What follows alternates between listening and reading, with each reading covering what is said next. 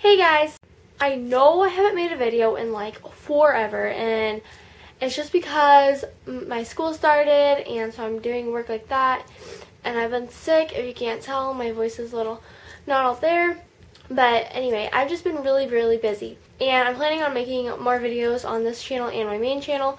But what I wanted to talk about was, obviously you probably already know because you're clicking on it because you read the title, but I'm gonna tell you tips on how to study and study well. I know it's not like super beauty related, but I've seen a lot of beauty gurus do this and it helped me out. And yeah, so I just want to do anything to help you guys out. And I know I don't look the best because I just got back from school. Well, I have actually been fundraising for science club and now I'm done with that, so I'm doing this. And I'm not going to freshen up or anything because I'm just going to go to work after this. But yeah, let's get into the tips on how to study well. I have a business test tomorrow, so I thought this would be a perfect time to tell you what I'm going to do to prepare for my business test. Bulk bag of wonder. Let's open this baby up. Okay, tip number 1 is you want to find a place that you can function in and you can work well and study well. I used to like to go to my dining room and just like lay out all my books there when I was younger, but then it just was like too much noise for me, too much going on because the living room's right there and the TV would be on. So now I study in my room, on my bed, or I spread out across the floor, and that helps me a lot and keeps me focused. And I like to listen to music while I do that, but that's totally optional because I know sometimes people can't concentrate with music and some people can't concentrate without music. Tip number 2. You want to take really good notes. That's just so obvious. I know that your teacher is going to tell you this, that I'm going to tell you this, that maybe your friends are going to tell you this. But yes, you need to take good notes if your class requires notes, and even if they don't, it's always good to, write down what they're saying or what they're putting up on the board. So this is my business notebook. It just has like pretty little leaves thingies on it. I'm going to show you like how to take good notes. So on my notes, I always put chapter 1 because this is my chapter 1 notes. I don't want to get chapter 1 and chapter 2 confused. So this is chapter 1. And usually my business teacher, it's just like, there's just a lot of definitions. So what I like to do is the word here, and then a dash, and then the definition right here.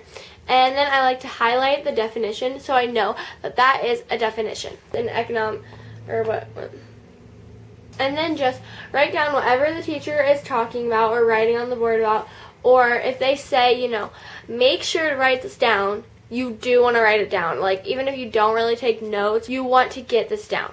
Just pull out a notebook and a piece of paper, or pull out a notebook and write it down. Even if you have to write it down on your hands and transfer later, just write it down because that is like giving you a hint that that will be on the test. Here is the next page of my notes. Just, a lot of definitions. I like to write my notes in different colors and different highlighters because it just makes it a lot more fun, and I know like which sections are in the chapter. So like when I was writing in pink, that was like section 1.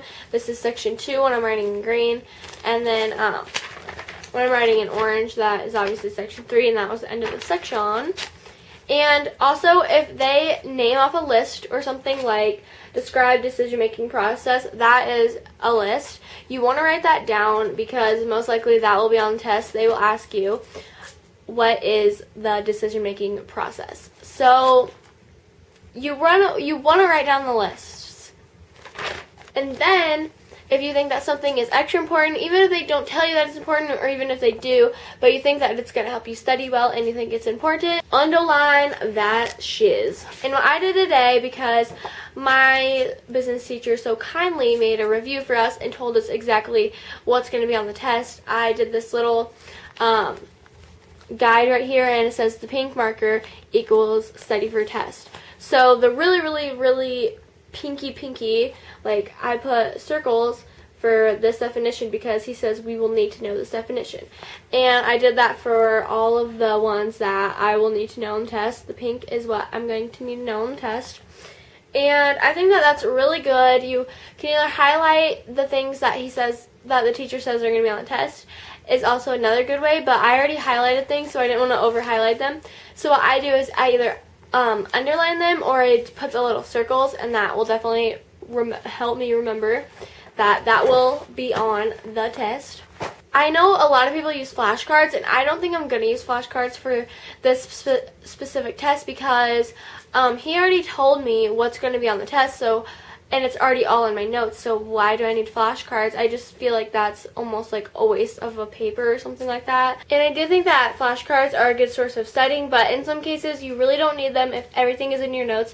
All you have to do is look over your notes and you are dandy. But it's totally up to you, and if you rather look at your notes or you rather like flip through things, if that helps you to just study better, then you can totally do that. But I just feel like if you already have in your notes, all you have to do is mark what's going to be on the test and then look at those specific pinpoints and you are good. Another thing is the day before or the week before or a couple days before or something like that, bring home your book. So this is my business book, and he doesn't like directly like take things out of the book besides definitions. So we don't really go out of the book at all unless you're not like paying attention on the board and you want to write down the definitions from the book if you can't see the board or something like that. But we don't actually read from the book.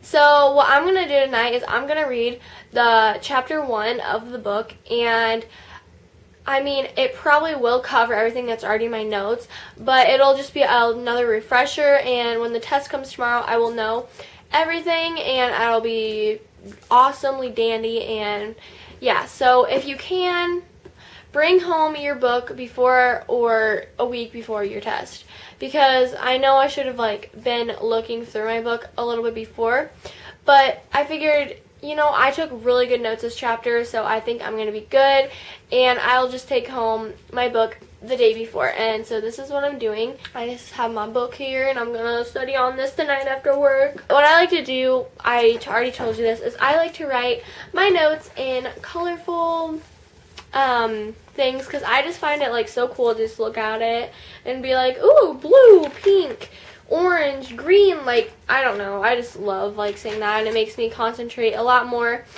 on my things. Another good way to help you study or help you prepare for a test is have a planner. This is just like my school's planner, and I have some like little notes that my friends gave me just because I don't know what to put in my planner right now.